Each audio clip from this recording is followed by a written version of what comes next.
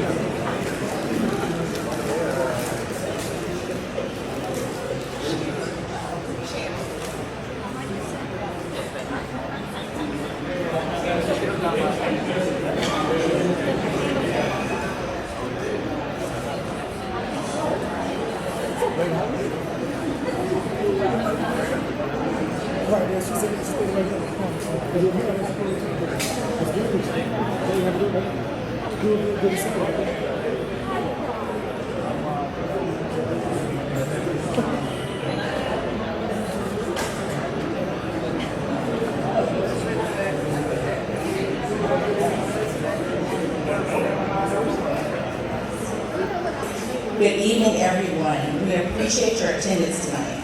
This town hall is hosted by Mayor York and Mayor Pro Tem Harrison to update residents on the town's operations and staffing while answering questions on recent events. Our goal tonight is to ensure that everyone has their questions answered and that we get as many questions answered as possible. My name is Donata Jackson. I work for a communications firm. The interim town manager has brought us on to ensure the town receives continuous communication while the process continues to onboard a communications director. If you submitted a question beforehand to the town manager's email, that was at townmanager@townofzebulon.org, we have it and we'll make sure that it gets answered as we start the Q&A portion of the town hall. So, if you have a question during the event, because there's going to be a good number of information presented during the event, raise your hand. There will be staff members from the town that will hand you a note card. They will get that note card to me, okay? So, we are streaming, well, we were going to attempt to stream this event tonight. However, the internet just went down, and if it gets back up, we will start to stream. We are, however, recording this event. So if you are watching the recording of this event, I am telling you now, if you have questions, perfectly okay. Please send those questions to townmanager@townofzebulon.org. Please send those questions to townmanager@townofzebulon.org. We'll set up a page to ensure that your questions get answered, and we will have responses for those questions since we're unable to do that right now. When you are writing on those note cards and you're sending questions in, believe it or not, some people are going to have the same questions. You just are. So I'm going to group some of those questions together, especially if they've been answered before and they just get to me late, so that we can make the best use of your time. So, everyone got it? I have done this a lot. I've been to a ton of town halls. I ran a ton of town halls, and let me tell you, this is the best way to do it. If you get those note cards in, we might, and I have always gotten every question answered. And if we do not get every question answered, we'll make sure it gets to that webpage, and there'll be a way that you can track all of these answers tonight. All right? All right, thank you all again, and I'm going to turn it over and introduce Mayor Glenn York to provide our opening remarks. Good evening. I want to thank everyone for attending tonight's town hall. First of all, I'd like to recognize the commissioners that are here. Commissioner Quentin Miles, Commissioner Amber Davis, and Commissioner Beverly Clark. I'm sorry. Thank you for attending tonight. In the last 10 days, we've had some challenges, and we recognize that many of you have questions, and so that's why we have created this space for you to get some updates and try to answer some of your questions tonight. The town of Zebulon is open for business, and we will be continuing operating as normal. We are committed to fulfilling these vacant roles as quickly and smoothly as possible. We will work quickly to secure an interim leader that has already hit the ground running. The board commits tonight to keeping you informed as the roles are filled and the budget is developed. To get us started, I'd like to share updates on the town manager's position. The former town manager resigned April 17, 2025. In his resignation speech, he indicated that he was no longer willing to serve in that position because the board had asked him to take unethical and inappropriate actions. Let me say unequivocally that the board did not ask Mr. Todd to take any action that was unethical or inappropriate. We asked him to address a personnel issue which by statute may not be made public by the municipality. The board was concerned about personnel issues within the town. Our charter allows us to hire a manager, the clerk, the town attorney. The board does not appoint the assistant town manager or directors. Neither can we hold them accountable. That's the responsibility of the manager. Please keep in mind that between December 2024 and April 17th, when the manager was resigned, we had the following staffing changes. Police chief that resigned, and the position was not advertised for recruitment. Communications director resigned. Public Works Director retired. Human Resource Director, who also served as acting clerk, retired. Planning Director resigned. As a fast-growing town, when your planning director resigned, this is a negative message to the public that we are not open for business.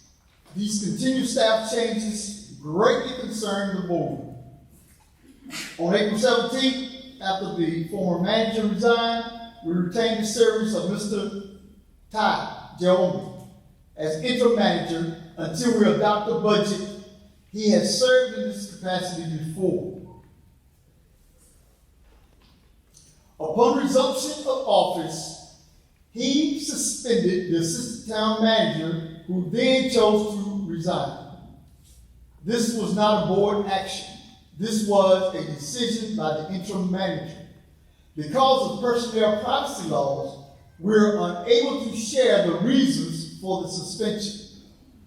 While it is unfortunate that these resignations took place so close together, we felt it creates an opportunity for us to reset in order to move forward.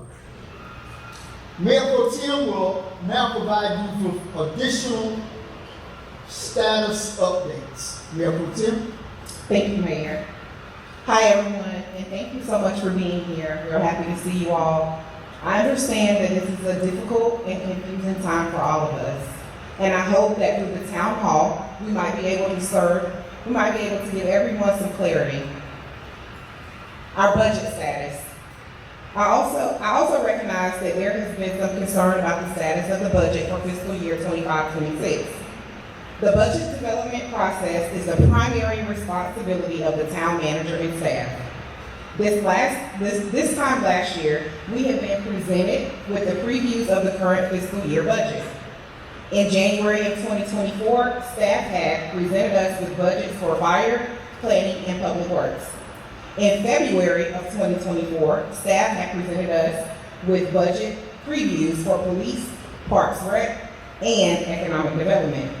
In March of 2024, we were presented with previews for capital budgets, for streets, strategic plan grant policy, and the budget itself. By May 9th of 2024, we were presented with the recommended budget. As of April 17th, when the manager resigned, we have not seen any previews or have any idea what has been developed, if any. As of that date, the public has had limited input in the process. On May 5th, the interim manager will present us with the first preview of the fiscal year 25-26 budget. Today, the budget public survey was relaunched and will remain online through May 4th. An open house will be held at the town hall on May 5th. Time will be sent out at a later date. There will be multiple work sessions to present the budget in the month of May, and a public hearing is currently scheduled for June 2nd. Under current leadership, we now anticipate budget adoption before the end of 2025, June 2025. Our hiring status. We do also have a plan in place for ensuring the timely hiring of critical town employees. The State Personnel Privacy Act limits the extent of what we can share publicly about employees. While we understand the community's desire to know more about staff resignation, we are very limited to what we can say. However, we can give you a snapshot of the interim manager's hiring plan. The interim manager has put a panel of staff in place to start interviewing candidates for the positions that are open. Zebulon is a good place to work and to live. To date, we understand we have received several hundred applications for open positions. These positions are anticipated to be filled by the end of June. As stated earlier, the board's primary responsibility is to hire a manager and a clerk. We will begin the interview process for a manager in May, and we will do the same for the clerk position. As mentioned by the mayor, we will keep the public informed as we go through this process. Thank you. So we're at the point now, we received the information and the updates, and if you do have questions, I'm going to ask that you raise your hand so that you can obtain a note card to be able to write that question down. In the interim, while that gentleman gets his note card, all right, somebody's coming, great. We're going to get some questions answered that came online. So I'm going to ask Mr. Jayoba if he would join me. So there were questions regarding real estate. So as business owners who have been invested in renovating 4 older buildings in the downtown area, we are deeply concerned about the state of the local infrastructure and traffic. Our specific concerns include deteriorating sewer infrastructure, aging pipes are leaking wastewater into the ground, posing environmental and structural risks. Despite raising the issue with the town, we've been redirected to the city of Raleigh with no further assistance from the town. Excessive traffic and large trucks is the second concern. The volume of through traffic, particularly heavy trucks, raises serious safety concerns and contributes to ongoing wear and tear in our roads. And then her last concern is limited parking availability. A lack of accessible parking discourages potential visitors and negatively impacts downtown foot traffic and businesses. Would you please let us know what is the plan for remedying these issues? Thank you, appreciate that. Good afternoon, everybody. It's good to see you all tonight. For a growing community, infrastructure is always a challenge. Traffic, water, what's underground, what's above ground. With regards to infrastructure, the plan for downtown is to do an assessment study. We already have a budgeted line item for that.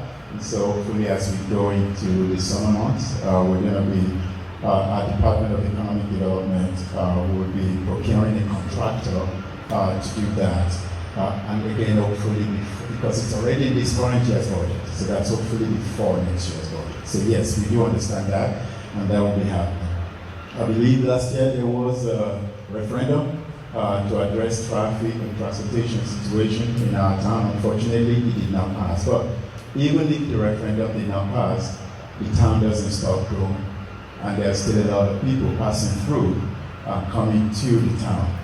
So we do recognize, especially this line, as now Harrendale Avenue is a state highway, has a lot of safety and noise issues for downtown residents, businesses, and customers. People use it to pass through and also to go to destinations. So what we're doing is, because we don't own it, the state does, we're working with our partner agencies, especially the state, on traffic calming initiatives. And we hope to be able to implement some of those improvements in the near future. I had a very good meeting this morning with our staff internally, and if we have any roadblock against CDOT, we definitely will be working with them as well. We do understand that that is critical to the survival, frankly speaking, to the success of our downtown, but also business along arterials. With regards to parking availability, again, Zebulon is growing. We know that it definitely requires new approaches to managing parking. So our planning department, planning director is here, and our economic development department director is here. What they're doing right now is to assess parking alternatives as part of development reviews, and then potential future downtown master plan, which we will do. I do know that there are things happening downtown that you may not know. I believe that there will be a business opening up on May 5th, and another business that's a building that's closing this Friday with another, the furniture store, I believe is closing this Friday, and the building, the developer will be moving there, or business will be renovating it to move in there. So as we get all of these opportunities for growth, comes the need to look at everything in a comprehensive way rather than piecemeal approach. So as we do that comprehensive master planning for downtown, especially for parking, we're able to look at different solutions, creative ways to address those. So that's it. All right. Another question came in. If a resident is in the ETJ, that just means that that is an area that is not serviced with town services, but it's outside of the town limits. Why can't he or she vote? I wish that's a town situation, but really ETJ issues are really state controlled, state mandated. And so hopefully at some point in the future, somebody will have a bill in the legislature that will address that. But for right now, the question of why ETJ residents cannot vote in town elections was really settled under a state legal framework, and it's not something that we can just solve as a town. And I think there's another question with regards to ETJ. Yeah, well, they're asking if it was a state thing. Yeah, so it is a state thing. Now I'm just going to say for the staff members, if you have gotten postcards, you can walk them up to me and I'll meet you halfway to get those questions from the different audience members. All right, another question that came from the town manager email: why are the minutes of the meeting not posted anymore? The citizens need to know what are in those meeting minutes. And please raise your hand if you have. Yep, there you go. So first of all, I have to say we apologize for that. As a matter of fact, we have about 6 months of these meeting minutes that are outstanding. And so interim town clerk begins work on May 1st. And over the next few weeks, their primary responsibility is to make sure that we take care of those outstanding minutes, and they will have them posted. I know there was also a question as to why don't we read them. We'll have to be there until 1 a.m. in the morning, and obviously we don't want to do that. So that's why we want to make sure that we get them updated, post them on the website, and when we do, we will definitely send out the alert on our website so you are aware that they are there. Email question: why have we lost so many town employees lately? What happened? Well, I think the mayor and Mayor Pro Tem did address that, but I will also say this quickly, that there's never any guarantee that anyone who takes a job will stay. It just happens that so many of these things happen at the same time. People retire, people resign, people choose to go to another place for personal reasons, family reasons. All we can do is to continue to make the town of Zebulon an employer of choice. That's really the best thing we can do. The way to make a town an employer of choice is compensation, obviously, but also making sure that we treat people right, and making sure that people also have an idea of what the vision of the board is, and then they can follow and work with it. I don't think nobody comes into an office environment with the intention to leave right away. There are so many mitigating factors, but there are also a lot of reasons why people choose to work in a place. I know for a fact that prior to me starting, about 10 days ago, applications that have been received for a number of these positions are almost 300, which means people want to come to Zebulon to work and to live. It's a place that people really do want to be in. And so it just so happens that some resignations happen, some retirements happen, so transitions happen. But my goal over the next couple of months as I work on this budget is to create a sense of stability that can convey again to the public that, we're open for business, we're normal, and things are moving smoothly to the best of our ability. But at the end of the day, we really can't predict what people will choose to do. All right, we've got some questions from the audience. So I will ask these two questions in tandem. If the town manager is responsible for addressing issues with the assistant manager, why was Mr. Todd given the directive to terminate her? And then there's an additional question of why would Mr. Todd lie? What would his motive be? What was the second question? It's a combined question. Why would Mr. Todd lie? What would his motive be? But more so, Okay. what the directive was, and if he was responsible for the assistant town manager. So first of all, I'll say, and I don't know if the mayor and Mayor Pro Tem wants to jump in, the assistant town manager was not terminated, and that's very important to understand that.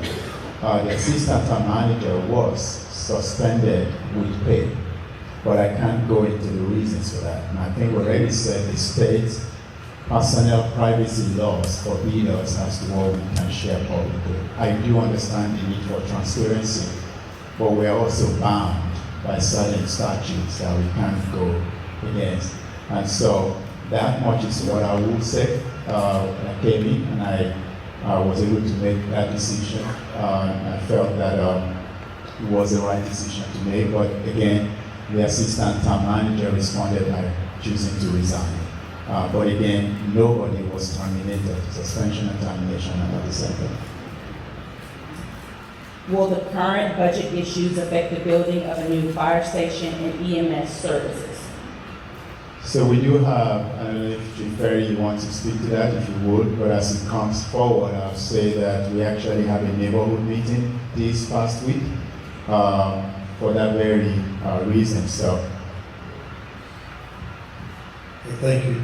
So the fire EMS station project has been in the works for many years now. It's funded in part by county funds, in part by USDA grant dollars.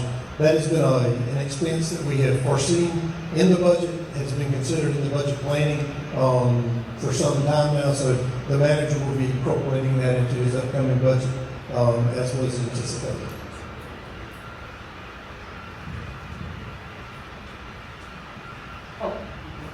Okay. All right. How does the town plan to address the huge concern of citizens who feel the town's operations lack transparency? How does the town plan to address the huge concern of citizens who feel the town's operations lack transparency? In ensuring that we continue to be as transparent as we can, we will continue to work with our town clerk to get minutes updated and posted on the website. We will continue to have town hall meetings to address any concerns that the citizens may have. And we are working together as a commission to be able to answer more questions for citizens outside of meetings. All right.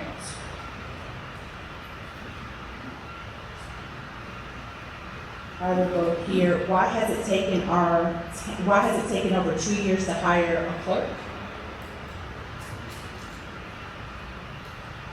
One of the things that you realize in this Wake County area is that there's a high demand for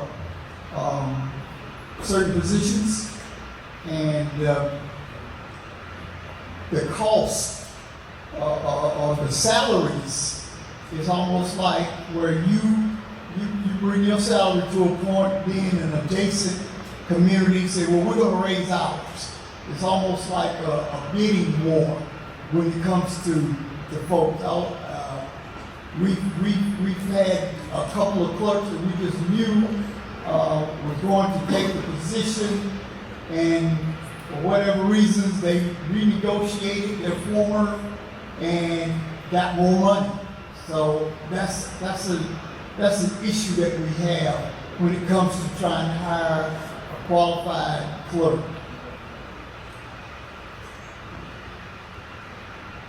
What is the vision for Zebulon? Well, I think you can look at our 2030 plan and see our vision. That's not to say that we are not trying to update our visions, because we're in a rapidly changing environment, and that the vision plan needs to be updated at least every 2 years, just to try to keep pace of what's going on in this fast-growing community. We know that you can't have a vision today and start working on it as far as the future is concerned without having some changes as we go along. It is a living document. It has changes. So that's why we want public input for our vision, so that we can formulate that vision and continue to keep you involved and included in that vision. And we're going to stay in that same theme, so I'll ask a two-part question. Someone wants to know about the 5-year plan, which may be that 2030 vision, but in that same theme of talking about strategic plan and planning, they want to know, just because more people have moved to the town, and plans that are changing, can residents start to participate in that 2030 process? Is this something that the town could consider to kind of reshape goals for the town? I would say absolutely. We are always interested in what the citizens want. That's why we're here. That's why we're doing what we're doing. And so our goal and our hope is to, as we continue to look at the vision of Zebulon and to move our vision forward, that we will get as much input from the citizens as possible, because we want to ensure that what we're doing within the community is representative of our community, and we can't do that without public input.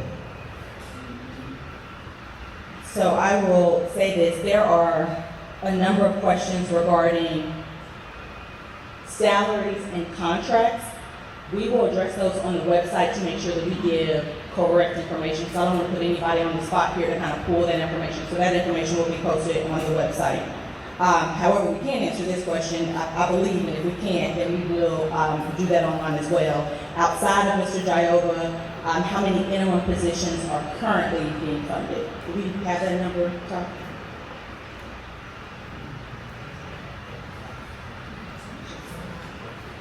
Public Works and the clerk.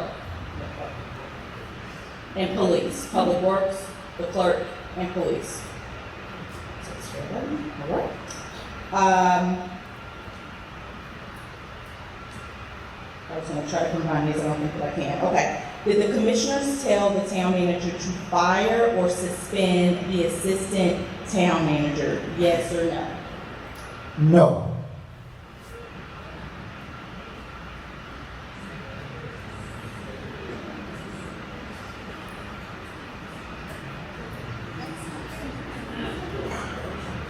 Okay, I'm going to ask, because it seems like there's a lot of questions in the same thing. So there are a number of questions around, is the mayor or board saying that the town manager was not given a directive to fire, let go, or suspend, or release the assistant town manager? As we stated previously, he was asked to suspend, not fire, the assistant town manager. Okay. I want to be clear, because we said it in the opening remarks that the mayor provided, as well as, because just to make sure, because I know that last question may have been tricky. So the ask was to suspend, not fire. Okay. I think we took care of that. Okay.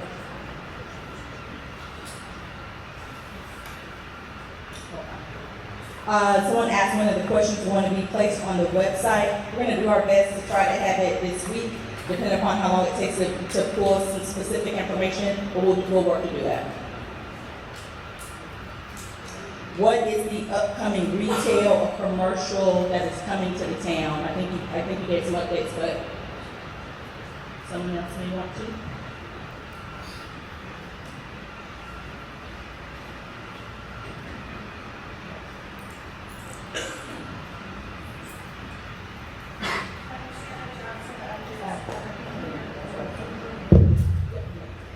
Shannon Johnson, the Economic Development Director, and we have, I can't really give a lot of direct names of commercial that's coming to town. So I'll start with downtown where I can give a few more details and then we'll go out from there. We do have the Pilates, Align Pilates opening on Friday, across from Creative Cup, downstairs from State Farm, and we have several buildings that are under contract, and 124 and 126 North Arundel have been sold. So, so there's businesses coming there. So we have quite a few things happening kind of behind the scenes all at the same time. So I have a feeling they'll pop open, and then you'll see quite a bit going on in the downtown area. Outside of downtown, we have some mixed-use developments that are being proposed, and some have been approved. What that means is that they have housing, some of them have retail and service opportunities, restaurant opportunities.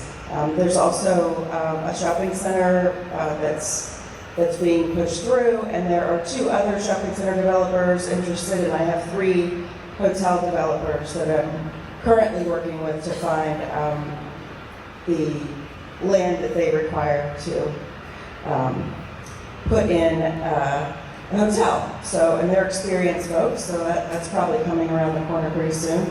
I think also it's good to know that the county and the town are evaluating proposals for use and development of the 5-county stadium area. So that's currently happening right now. And I don't have a timeline on when that decision will be made, but we are at the end of the process. So it should come out, I would think, in the next 3 months or so, what's going to happen there and how that's going to play out. Because that RFP is out there and we have proposals, there are quite a few folks reaching out to us to bring development here. So the idea of developing the stadium is already spurring some interest and investment. And Bat and I we just got an email today about setting up a meeting with a well-known developer to build in some infill, which is empty areas between places. So build some infill here in town. So I hope that helps. Certainly I would say though, feel free to email or call me or come by town hall. I can sit down with you and show you pictures of things better than I can just randomly say shopping center and not tell you the names, that kind of thing. So I encourage you to come by. We were just in a closed session with Wake County Commissioners concerning the 5-county stadium. A lot of the information that is being shared with us is considered closed session information because we are considering RFPs for the stadium. So until we were in negotiation, and as long as we were in that negotiation process of which RFP that the county and our commissioners will choose, then that's kind of confidential at this point. But once we decide on which vendor that we want to go into 5-county stadium, then that information will be brought forward to the public. In the course of 3 years, there has been a high turnover rate of key positions. During this time, we are being encouraged to be excited about the growth of the town, but this is difficult when key positions go vacant. Is there any internal review to ensure operations are appropriate and ethical?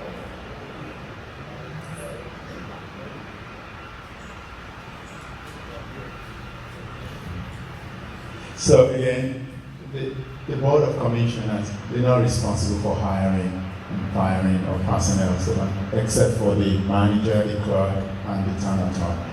Every decision with regards to whether people are offered a job or they work in a place or they get promoted, demoted, however you call it, is strictly an internal business.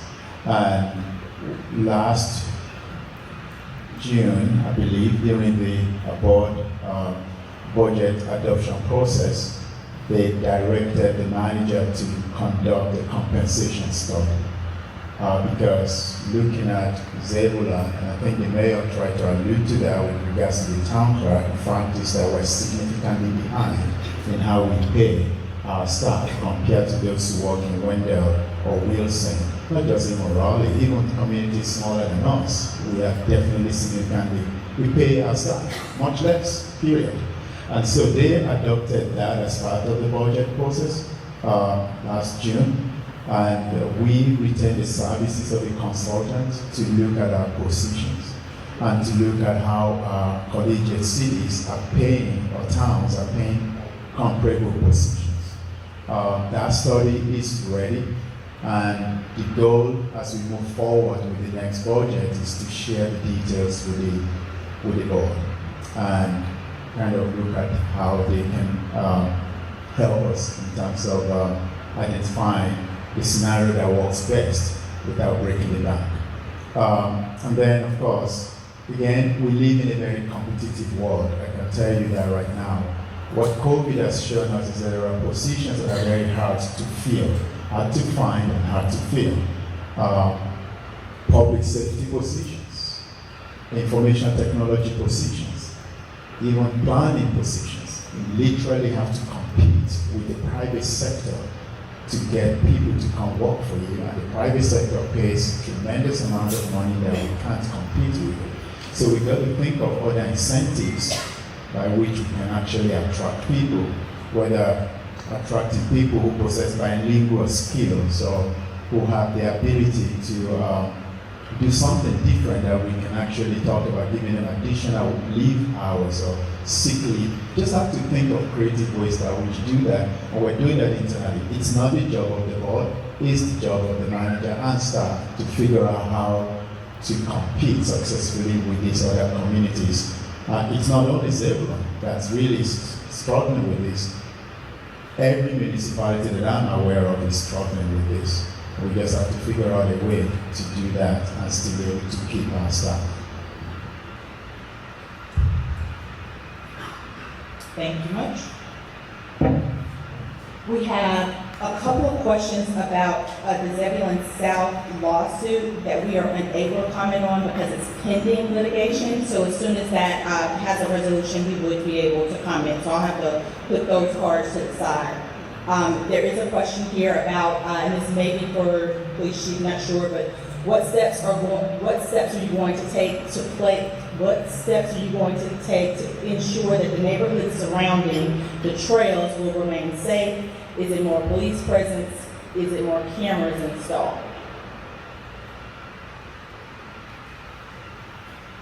Here we go.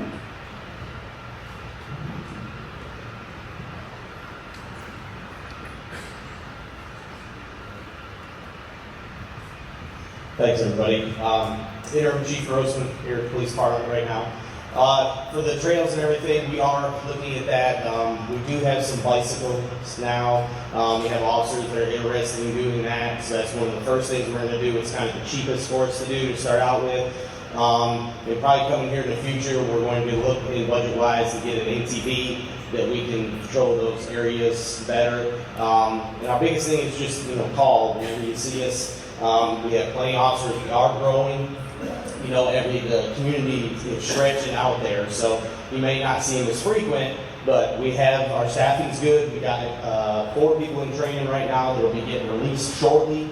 So there'll be 4 more new officers out there. Right now, you may see a lot of folks riding with 2 in a car because they're doing their training, and then once they get going, they'll be out too. So we're working with it. Every year, budget-wise, we propose and ask for more positions because the growth keeps going. So we will be, trying to ask for a couple more in this budget coming up. Just if you see something, call us. Try not to use the Facebook Messenger. I've given out a couple times if anybody wants to call up or see me afterwards to get the non-emergency number, because I know a lot of people don't like to call 911. If it's nothing that you just see somebody or maybe a dirt bike or something on the trails or anything like that, so I'll give you the number, just get with me, and that's just the main thing. We're out there, we're patrolling them. The guys, the bikes, we're going to try to get those going. That makes it a little bit easier for them to patrol a larger area. So we should start seeing that pretty soon. And then, in the future, we'll hopefully have an ATV that we can ride out there and respond to incidents or anything like that. But anytime you see anything that doesn't look right, just call us.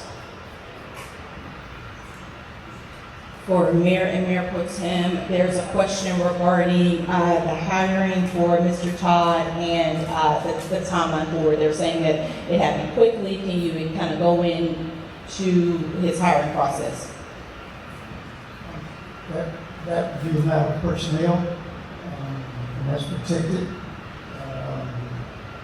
We have an extensive search for a town manager. And the board decided to hire him, and the stipulations and conditions, those personnel obviously protected. And that's basically all I can say about that. There is a question around, over the past week, there's been some divide in the community ever since the resignation happened. They would like to know what steps will be taken to heal the town and also gain the trust back, for the board to gain the trust, the residents to gain the trust back of the board. So the board is taking the matter of not having a permanent town manager very serious. We are doing our best to expedite the process of hiring a permanent town manager. Currently, our interim town manager is set to be with us to the end of June as we work to get the budget passed. And in that time, the board will be working very hard to find a permanent town manager that will be one that we all feel will be the best person to lead our town next, as well as continuing to work with not only the town manager but across the board to provide as much transparency and open communication to the citizens as we can. This is a comment, but I can edit it for them. There are people here that are very passionate about being in the ETJ, and they want to be able to vote, and they want to be able to have a say. I understand. I have friends who live in the ETJ and near my community. So I would tell you to reach out to your state representative. There's some stuff that you can do to make that process take place as well. And for elected officials, please promote and help the folks in the ETJ. Our state representative, people want to be included. We have a state representative here, so he has heard the message. Thank you. Perfect. All right.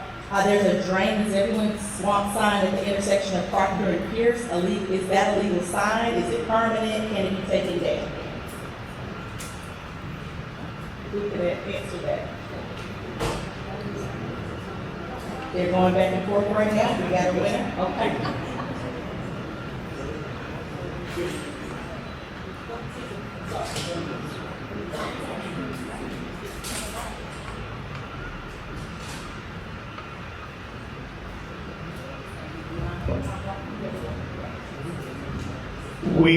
I'm the planning director. Thank you everybody for coming out this evening. We are currently evaluating a range of code enforcement complaints. We have, as you can imagine, a long list of complaints, not just about one particular sign or a couple of particular properties, but we have limited staff, so we have to approach these in order of their severity or their danger to the public. So for example, right now we have 43 tall grass complaints. Those are huge fire risks. And so, yes, we're aware that there are sign-related code enforcement issues, and we're working through those through our processes. Thank you very much. All right. This is another announcement to commissioners and mayor here tonight. There's an ask to consider live interpretation services for languages such as Spanish. So I have that information if you need it. All right. Let's go here. Tonight is a good step, but how can we better relations with the town's population and the staff? How can it be more encouraged? They want to know about more accessibility and more operational transparency. Yes. So we are working very hard to bring in a permanent town manager. And once we have a permanent town manager in place, we will work very hard to ensure that we work out something, or we work out something so that the public can have more information and have more opportunities to speak to staff. But as of right now, we do have a very willing staff to communicate with any residents. Staff emails are on our website at townofzebulon.org, as well as all of their phone numbers, in any way that you need to communicate with them. Outside of just walking in the building, those are all available. A continuing question to that, what efforts are in progress to develop and enforce a town code of ethics for town staff and the elected officials to promote accountability and competence? We are currently working to update our personnel policy. And once we get the key people in position, our personnel policy will be updated, and each board of commissioners goes through an ethics class with our UNC School of Government, and we will continue to do that yearly as we are in office. To give y'all a break, I'll answer this question. Can you clarify again which positions the board can hire for? So those positions are the manager and the clerk and the attorney? Yes. Yep, those three positions. And are there any positions that the board can fire on their own? And that is the manager, the clerk, and the attorney? Those three. Yes. Perfect. Do we have to hire a firm at $30,000 to hire a town manager? And when they say, I will just tell y'all this question, it's a recruitment firm. So generally, town boards, city councils will hire a firm to do a national search to locate a manager or a clerk or other people to do that role. But I'll let you answer that because I don't know your plan just yet. Yes, we've used different agencies in the past for different positions. That's a normal standard practice with most of the municipalities and cities. They have the expertise of going out and recruiting and finding the best candidates that will fit our needs. We don't have an in-house staff that has the bandwidth to conduct that. So that's why we rely on outside agency that we contract with that does this kind of work. And they do it for all the municipalities in North Carolina and throughout the state. So we feel comfortable with them doing the recruitment. The final say-so is going to be the commissioners when it comes to the manager, when it comes to the town attorney, when it comes down to the clerk. They will make the final decision with the best information that they have from the recruiters. All right, someone just asked, will you please go through the questions submitted on the email? I went through every question at the beginning when folks were submitting the note cards. I will put all of the questions and the responses on the website. If you happen to submit a question after, let's say, 1:30, we were printing and making books at that point in time, so your question will absolutely be on the website. Is there anything in the future plan to give the downtown a facelift?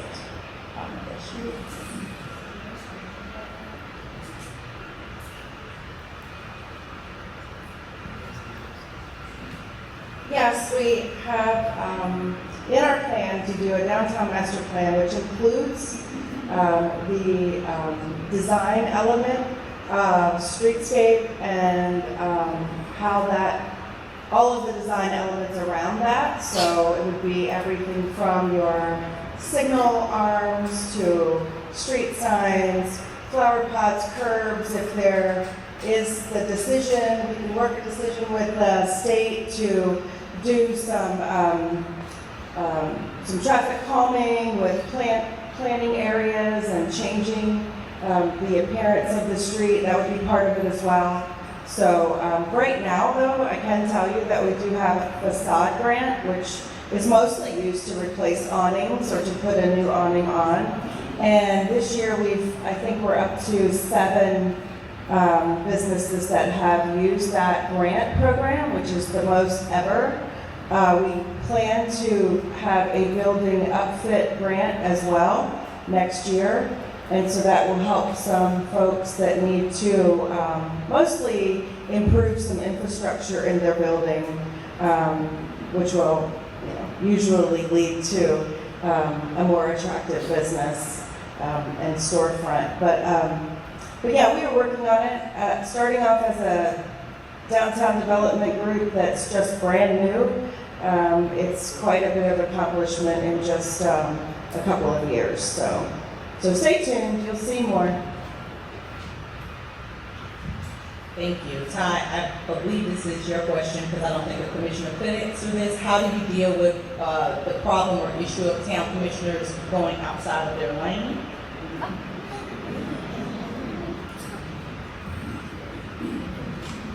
Yes, so I think this is probably the third municipality in North Carolina I work with, and you got to understand that our commissioners or elected officials are human beings, and they respond sometimes at the spur of the moment.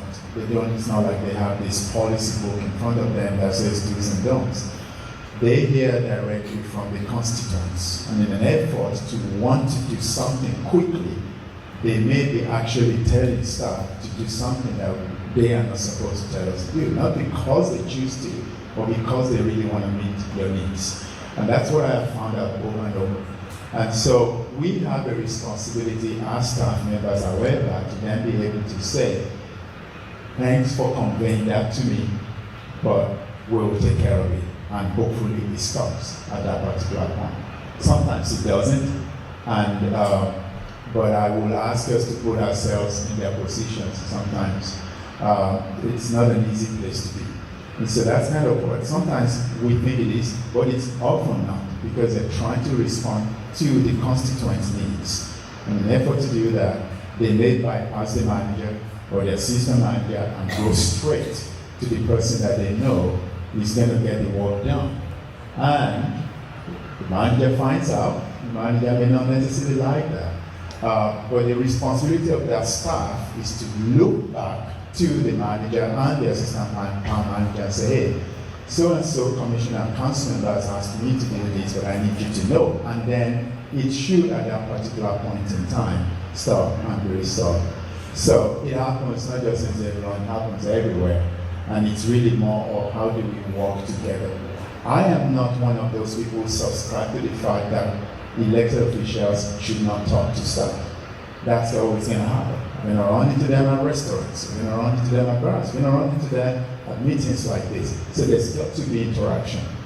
What the state statutes bid is to direct staff on policy issues outside of clerk, attorney, or manager. And so they can interact, but they cannot necessarily go and ask staff beyond those two to do certain things when it has to do with policy.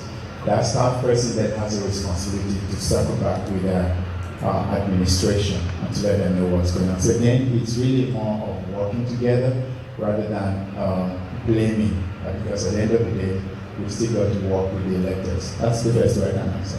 Thank you. I'm going to ask the attorney to come up and just, could you explain why we can't talk about litigation matters in the particular, because we've gotten another question, so I just want to make sure that we address that. Hey, good evening, everybody. Thanks for being here. My name is Sam Slater. I serve with my colleague Eric Vernon as the town attorney for the town of Zebulon. It's a fantastic role, and I'm pleased to be here. I say that because I'm going to tell you the answer that you don't want to hear next, which is we can't talk about pending litigation. As a litigator, it's kind of like the cardinal sin in litigation. You don't comment on pending litigation. And there will be an opportunity if that case is settled or tried to a jury verdict or anything in between. When it's over, there'll be an opportunity to talk about it. But while it's pending, it's inappropriate to talk about it. I know that's not the answer you want. I'm sorry that I have to tell you that, but that's my job. So thank you for being here.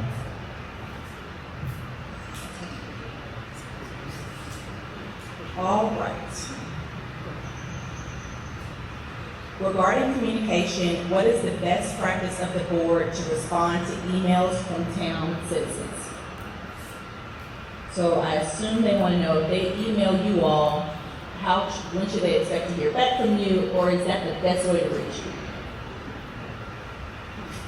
I think as a board, again, you all have access to our emails and can email, and I think most of our phone numbers as well. We are all life, and so we just ask for an appropriate amount of time to get back. I can't say a definitive time frame of when the board will respond to emails or phone calls, but it is all of our intentions to communicate back to any citizen or resident or anyone that emails us within a timely manner. We don't intentionally not respond, but sometimes we get caught up with things, and as life would have it, we may overlook something from here and there, but we always have the intention of responding to any communications that are sent to us.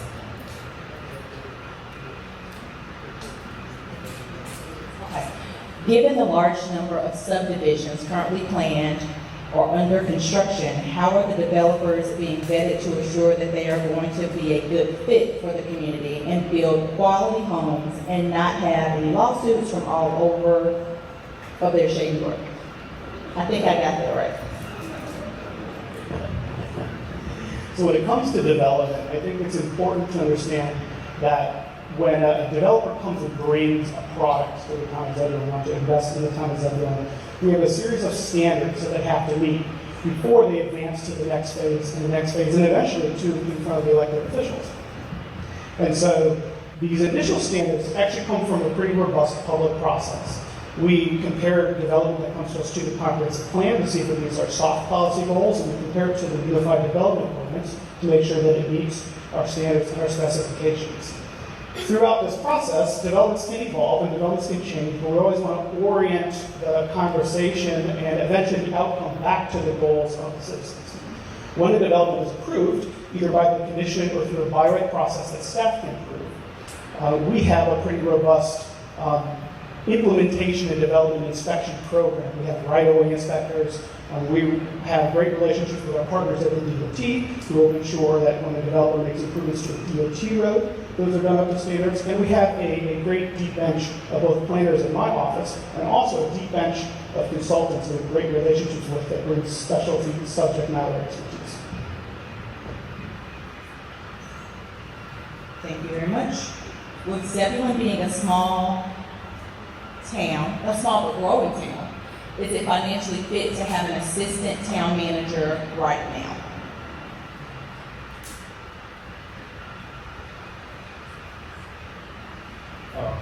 So the town manager that was before Manager Todd and myself, I think that's Manager Moore. Moore actually proposed something to the board prior to becoming. I believe it was the position of assistant to the town manager that the board felt that because the town was growing, it needed an assistant town manager for succession planning purposes. Someone who could step into that role if the manager was definitely, happened not to be there.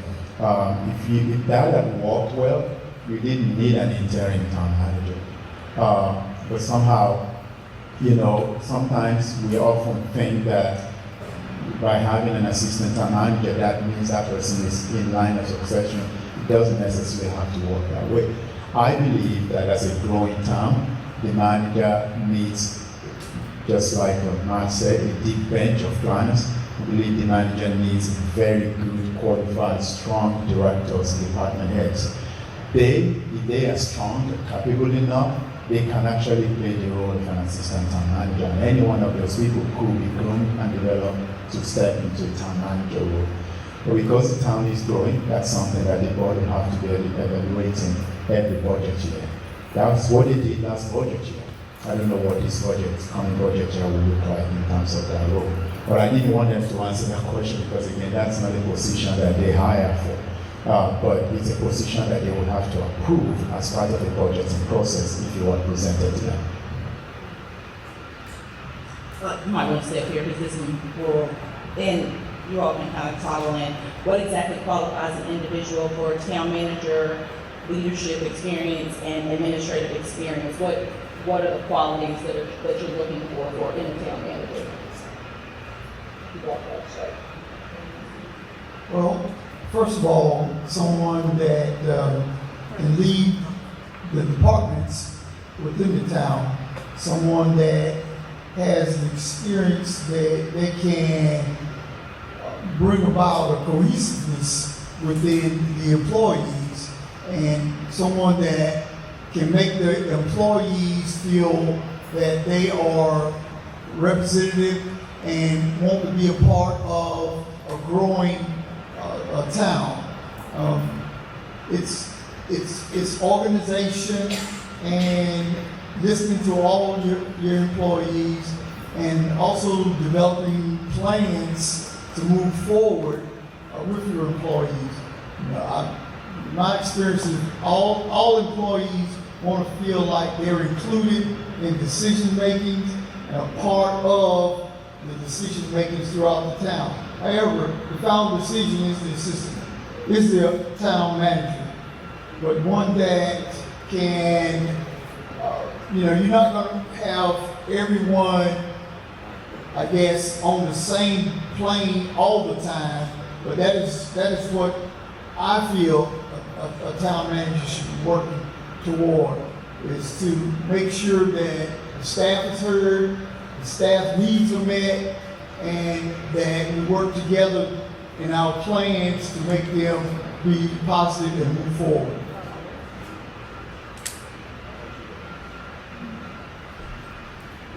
All of that. All of that. All right, fabulous.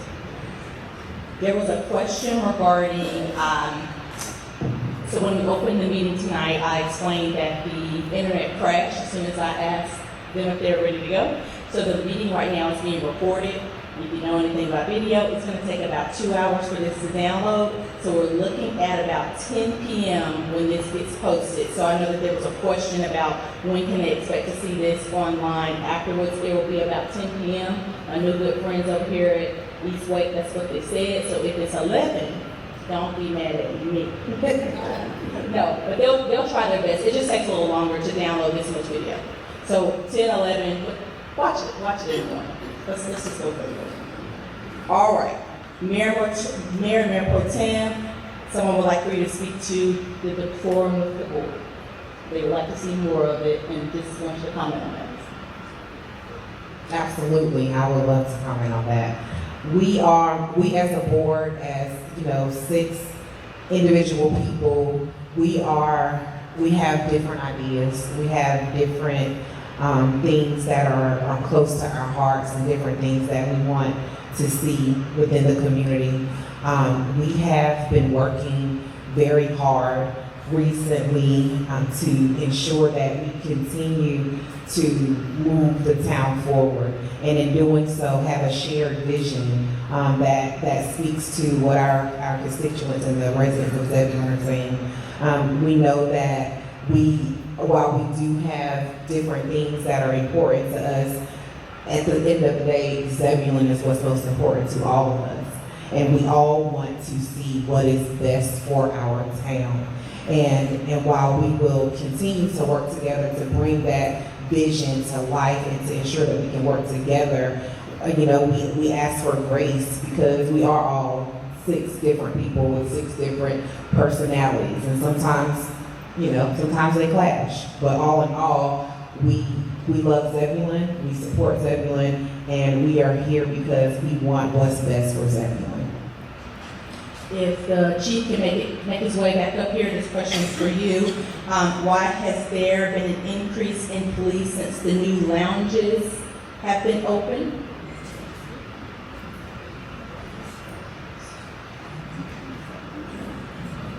I guess you'll see an increase in police downtown a lot now. Once more businesses and once bars, lounges, anything like that do open up, we're very committed in town with our traffic unit to enforce DWIs and things like that. I mean, it's a very important thing. We were granted 2 positions for that, so we want to be seen, be out there to prevent that. We just will be in the area.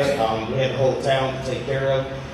Every town now takes part in the governor's highway safety. We just want our roads and traffic and everything to be safe. We have had some calls down there, so we do respond to any kind of calls or concerns. So we'll be in the area, out in the area looking for anything particular. But just as our town grows and everybody's going to be downtown in that area, you're going to want to see police officers and make sure everybody's safe and we have a good environment going out.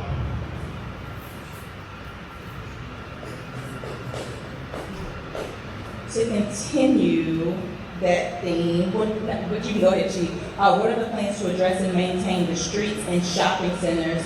There seems to be trash everywhere, and the current shopping centers are ran down. How can we address this? Because it's an eyesore.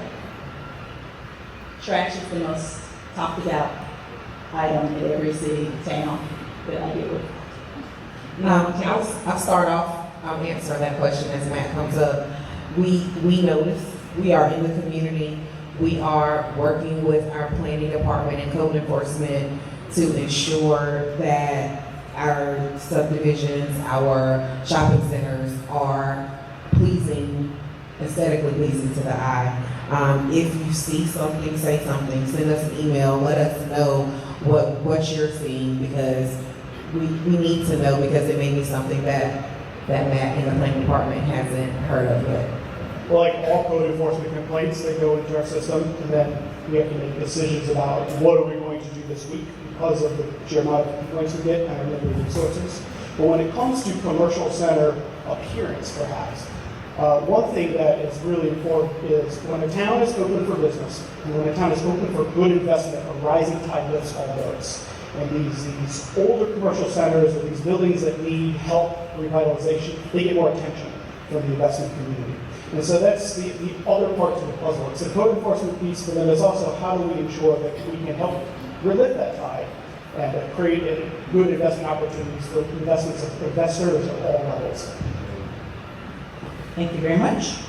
And sometimes, as Mayor Pro Tem said, sometimes you have to be that voice with some of these property owners that they don't even live here. They're from other states or whatever, and a lot of times they really don't have the interest that we have. And as we grow, we're going to see more people, more trash. So we want to be mindful to keep that communication lines open to those property owners that, yes, we want these properties clean. We want these trash cans empty. We want these cigarette butts picked up. And it's going to take all of us, not just the town and code enforcement. It's going to take us as a community to combine our efforts to make sure that these things happen. More people, more trash. That's just the nature of the game. So if it means we need more lighting, that the property owners need more trash cans, they need more pickup intervals for their trash, this is something that we all can work together to achieve. And this question may be for the attorney. Can the town amend their charter to include provisions for impeachment of elected officials?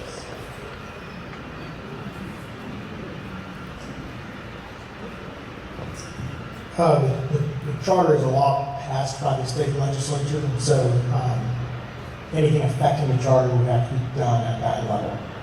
And just stay up here real quick. With regard to the pending litigation, if the result is a judgment or settlement adverse to the town, will it be the town insurers on the hook, or will it be the town taxpayers on the hook? Y'all ready for what I said before? I'm not gonna like it. In fact, I couldn't answer that question without putting more thought into it off the top of my head, but it's not, I can't comment on it because of that litigation. Thank you.